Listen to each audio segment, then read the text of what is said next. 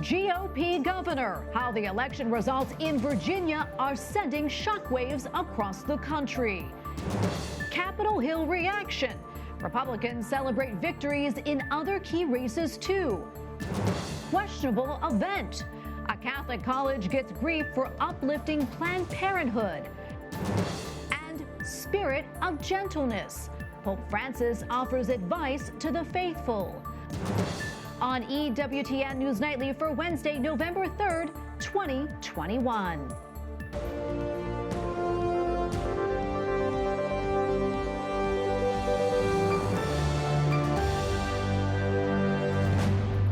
Thank you so much for being with us tonight on this feast of St. Martin de Porres. I'm Tracy Sable. Democrats suffered a big loss in Virginia. The Republican candidate for governor, Glenn Youngkin, shocked the political world by beating Democrat Terry McAuliffe, sending a firm message to current elected leaders in Washington, D.C. It comes as President Joe Biden returned to the White House overnight. We have team coverage tonight, starting with White House correspondent Owen Jensen. Owen? Tracy, good evening to you. Tonight, President Joe Biden and his fellow Democrats are licking their proverbial wounds after that stunning victory by Glenn Youngkin, the Republican winning despite the president's pushback. All righty, Virginia, we won this thing! Republican Glenn Youngkin savoring his victory in the Virginia governor's race and telling a cheering crowd when day one on the job arrives, "We're going to restore excellence in our schools." Here in Virginia, in an amazing turnaround, Glenn Youngkin was able to defeat Terry McAuliffe in a state President Joe Biden won by 10 points in 2020, a state that has shifted to the left. But last night, Youngkin was able to change all that in a big hurry. President Joe Biden and other top Democrats even campaigned for the former Virginia governor, but to no avail. A woman's right to choose. While Terry McAuliffe and the Democrats went after the pro-life Glenn Youngkin by highlighting abortion and denouncing the new Texas heartbeat law, an AP VoteCast survey said only 5% of Virginia voters ranked abortion at the top of their concerns, and it was the pro-life candidate who won. The losing candidate, in a statement today, congratulated Glenn Youngkin on his victory, but Terry McAuliffe added, "We must protect a woman's right to choose." Democrats for Life responded, Terry McAuliffe made his campaign about abortion, and Youngkin wiped the floor with him. Students for Life added, "This win adds to the momentum we need as we work for a pro-life victory in 2022 at the national level." Republicans also celebrate the newly elected Lieutenant Governor of Virginia. Winsome Sears becomes the first black female to win the job. One conservative tweeted a picture of Winsome Sears holding a gun and wrote, "She's everything Democrats fear most." Now, White House Chief of Staff Ron Klain retweeted a quote saying Democrats will use their loss to further push the president's economic agenda. They think voters are frustrated with the Democrats' slow pace of action. At the White House, Owen Jensen, EWTN News Nightly. Last night's election results were grim news for Democrats, casting doubts about the party's direction and agenda. This as lawmakers continue to finalize the president's social spending bill. Republicans say the election results show Democrats are out of touch. Capitol Hill correspondent Eric Rosales continues our team coverage tonight. There's a lot of finger-pointing taking place on Capitol Hill. They're worried the election losses will intensify party infighting and jeopardize their efforts to keep control of Congress next year. Failure to deliver. Congress has to deliver. Windows closing. We have no more time. We need to get it done. And as one who will be running for re-election in 2022, I need results that I can show the American people that Congress can deliver. Strong statements from Senator Richard Blumenthal. Despite putting money in Americans' pockets through COVID relief, the Connecticut Democrat says the lack of production is jeopardizing his party's hold on Congress. A sentiment echoed by Senator Tim Kaine of Virginia. I hope my colleagues absorb this notion that when you're the majority, the D in Democrats should stand for doer, not delay, dithering, do nothing, division. It's just stand for doer. We got results. Republicans say the election results have more to do with the far-left radical policies of the Biden administration. You look at what happened in Virginia, and New Jersey's too close to call. That should be what maybe will get President Biden just to pull this thing back. before he has another embarrassment of where he's piling one bad decision on top of another. Congressman Jim Jordan tells me the Democrats' agenda to make abortion on demand easier, which majority of Americans don't want, is playing a major role. It's the wrong direction to go. The American people understand that. And the life issue always plays in these elections because I think deep down, the vast majority of the country understands just how precious the gift of life from God is. Republicans believe that they now have the momentum to take control of Congress with the 2022 midterm elections next November. At the Capitol, Eric Rosales, EWTN News Nightly. And joining us now is Amber Athey, Washington editor at The Spectator. Amber, welcome back. Always good to see you. Let's talk more about the Virginia gubernatorial race. Your thoughts on what we saw last night? Well, I think what we saw is that Glenn Youngkin ran an incredibly intelligent campaign. He combined leaning in with these grassroots cultural issues on education, parents protesting school boards over a variety of issues, starting with the school closures a year and a half ago, going into critical race theory, and also transgender bathroom policy. So they really ran the gamut on education. And Glenn Youngkin also campaigned heavily on reducing the grocery tax and other economic issues, which were a top factor for Virginians who said that they trusted Youngkin more on the economy as the Biden administration struggles to deal with supply chain shortages as well as inflation. So he combined that conservative message with a more moderate temperament, which proved to be really effective in Virginia, which typically tends to go blue in statewide elections over the past decade or so. The last time a Republican was elected to statewide office was in 2009, Bob McDonnell. So he really ran an intelligent campaign. He focused on the issues that Virginians care about, which really contrasted with Terry McAuliffe's campaign, which was about national issues and trying to pin his hope to making Glenn Youngkin the next Trump. Yeah, and speaking of Glenn Youngkin, he wasn't the only Republican to win in Virginia. Winsome Sears was elected lieutenant governor, making her the first woman and a woman of color to hold that office in the Old Dominion state. She's also an immigrant from Jamaica, a former Marine, and a wife and a mother. Let's talk about the significance of her win and what it signals.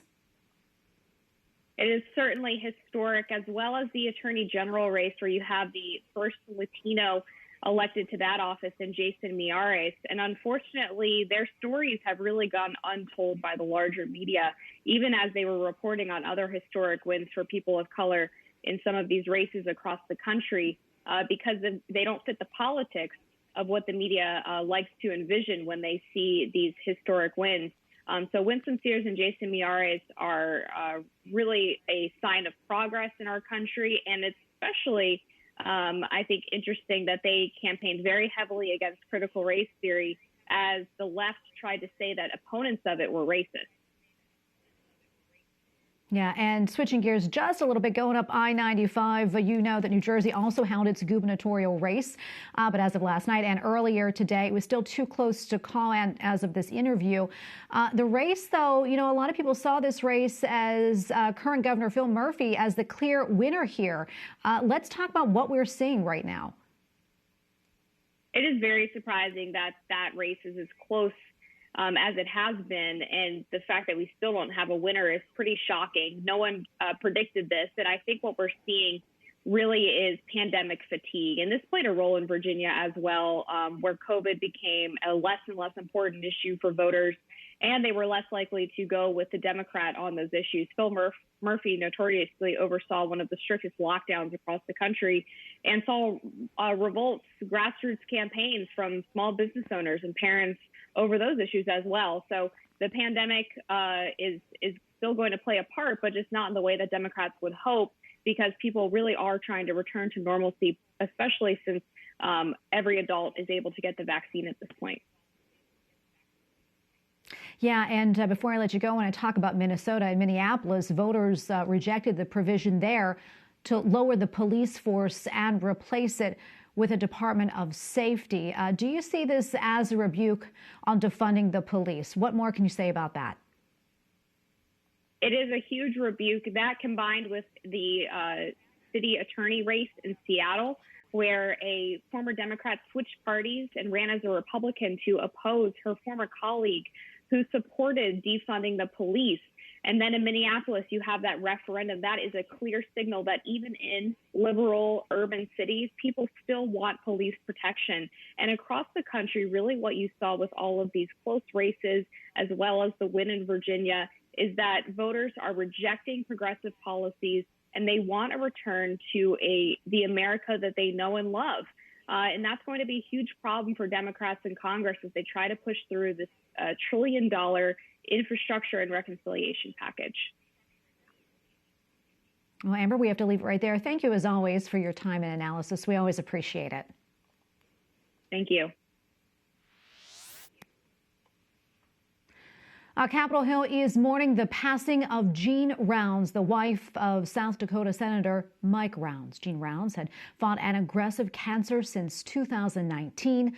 A statement from Senator Rounds, a Catholic, says, quote, "The love of my life is with the Lord." The couple married back in 1978. They had 4 children and 10 grandchildren. Jean Rounds, South Dakota's former First Lady, was 65.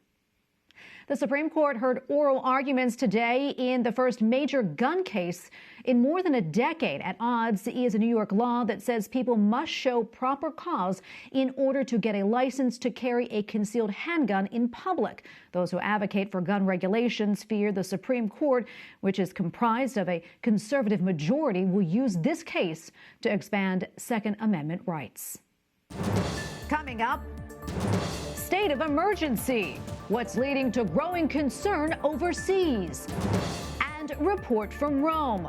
Our guest describes the Vatican's push to prevent child abuse.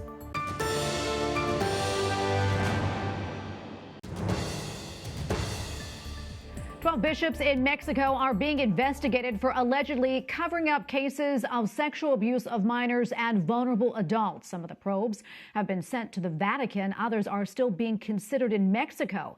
The investigations are part of new norms established by Pope Francis. And for more on this story, including reaction from church leaders in the country, visit our partners at CatholicNewsAgency.com. Ethiopia has declared an immediate state of emergency as rival forces from Tigray threaten the capital.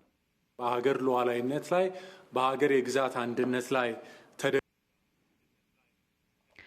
announcement effectively imposes martial law for 6 months. Response is divided. The Tigray forces are warned not to move against Addis Ababa, but President Biden also wants sanctions against Ethiopia for its year-long war against Tigray.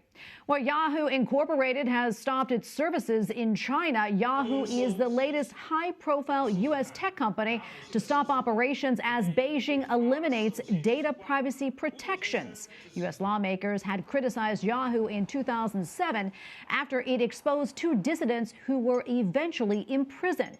China has increasingly blocked user access to international search engines and social media sites.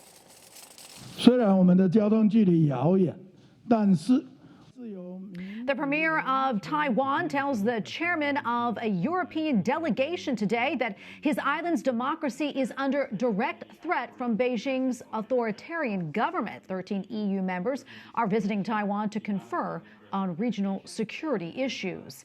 Healthcare workers in Greece continue to protest mandatory coronavirus vaccines. More than 300 people rallied outside the parliament in Athens today. Healthcare unions say they oppose the mandates which took effect on September 1st. Greece's health minister has announced tougher restrictions for all unvaccinated people starting this Saturday. The Vatican is hosting a conference on preventing child abuse. Promoting child safeguarding at the time of COVID-19 and beyond begins tomorrow. It includes lectures and roundtable discussions featuring specialists and church leaders. Joining us now from Rome is Chiara Griffini, coordinator of the project promoting child safeguarding in the time of COVID-19 and beyond. Chiara, thank you for joining us today. Can you tell us more about this project and how many people are participating, and also what do you hope to accomplish? The project trained 1,084 people in 27 Italian territories, and its association has developed a specific child protection policy for its education action context. And lastly, how is the Vatican involved in this conference? On Thursday, we'll present the research by the Catholic University. Is an important meeting because discuss about the protection of minor, civil and ecclesiastical institution. Cardinal O'Malley for Pontifical Commission Protection of Minors, Monsignor Lorenzo Ghizzoni, Italian Church, European and Italian Representative Parliament, Onorevole Ronzulli and Onorevole Chinnici, and the Italian Police for Online Safety Minors is an important action in Italy, and the Gregorian Center Protection Minor. This meeting is important because it supported the Dicastery for Communication and by Pope Francis with mission written by Pope. Well, Chiara, thank you so much for your time and for what you do. Chiara Griffini, coordinator of the project promoting child safeguarding in the time of COVID-19 and beyond. Thank you again. Pope Francis reminds the faithful to offer advice to others with a spirit of gentleness. Come se io fosse perfetto, e questo non si deve fare. As Weekly talked to pilgrims at the Vatican, the Holy Father says the #1 rule regarding correcting others is to do so with love. Pope Francis also reminded attendees that God is both stronger than our resistance to him and greater than our sins. Up next, a Catholic university says it will host a fundraiser for Planned Parenthood. How some alums are pushing back.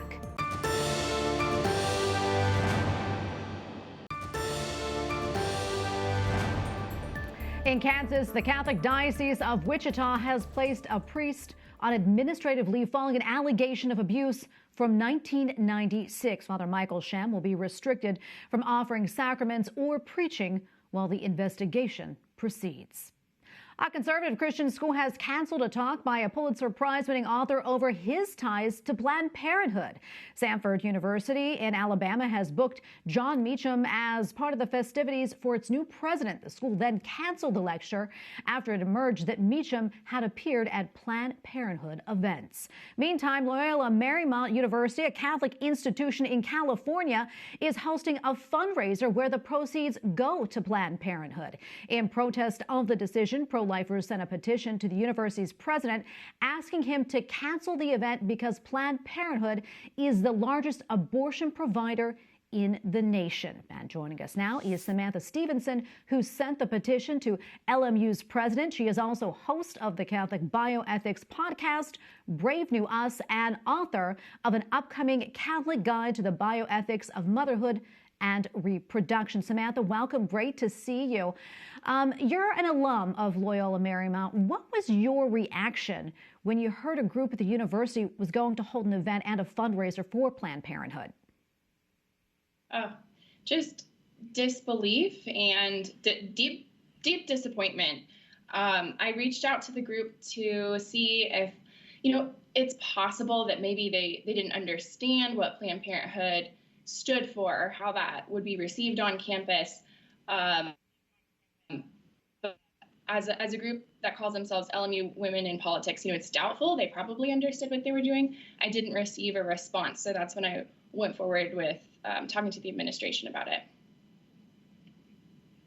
Yeah, and as we mentioned, you sent that petition to the university's president asking him to cancel that event. In it, you wrote in part, "We hope you see through rationalizations that Planned Parenthood does more than just abortions. The mafia also produces olive oil." Talk to us a little bit more about that. Yeah, so I think that this was really a missed opportunity on the part of the administration. LMU's mission in part is education of the whole person, and I really consider myself to be a product of that mission. And I would have hoped that somebody would have taken these ladies aside and explained to them, you're a part of a Catholic university, you're part of this community, and you had a real opportunity to invite the community to be a part of the cause that you're trying to raise money for.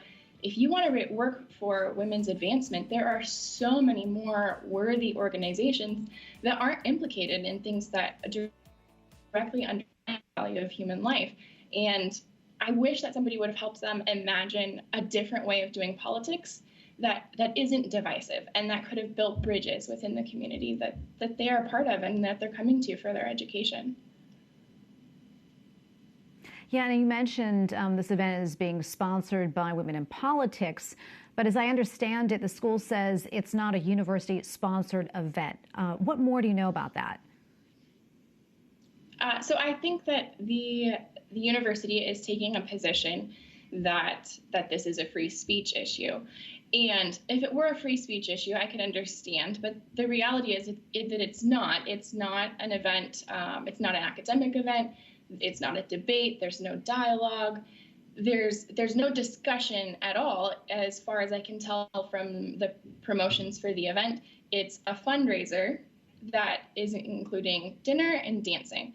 So it's a dancing fundraiser that essentially is celebrating and funding abortion. And so for the university to offer its facilities for that is really an abdication of its responsibility, I think. Yeah, and Samantha, I'm curious, have you heard from other alumni and students about this? And if so, what are they saying? Oh, yeah, absolutely. Alumni, current students, former students of mine who are current students, just so much hurt and disappointment and betrayal that this university that means so much to us. I mean, I personally, I converted while I was at LMU. I learned so much about what it means to be Catholic from this university. So then to have that turned around and twisted and have them say, hey, you know what, we have to let this happen because our hands are tied. It's really not compelling. I think we could think of, I've talked with so many people, and we could think of so many groups that this group could be fundraising for, and the university wouldn't tolerate it.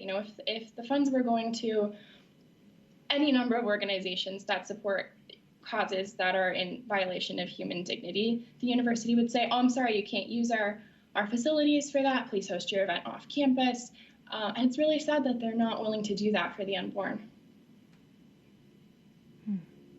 Not a whole lot of time left, but quickly, I want to ask you this real quick. Have you heard from the university's president, Timothy Law Snyder? And if so, what has he said? And also, I'm wondering, what do you hope will come from all of this? I have not personally heard. I've been able to read the statements to the press at large as it's been reported in various online publications. So I haven't had any personal response. I do plan on sending the final numbers of the petition Friday morning to give the university one last chance to do the right thing. If nothing else, I hope that we as a pro-life community can be a witness of the fact that the lives of the unborn do matter. The actions that we take on a Catholic campus do matter, and we're saying something if we say, yes, please use our facilities for this cause that's in direct contradiction with our ethos and our deeply held values. I mean, at least it gives us a platform to raise awareness and to prevent things from this from happening in the future. Oh, Samantha, thank you so much for talking with us and for what you're doing. We do appreciate Absolutely. it. Thank you. And we thank you for watching tonight. For the entire EWTN News Nightly team, I'm Tracy Sable. Good night and God bless.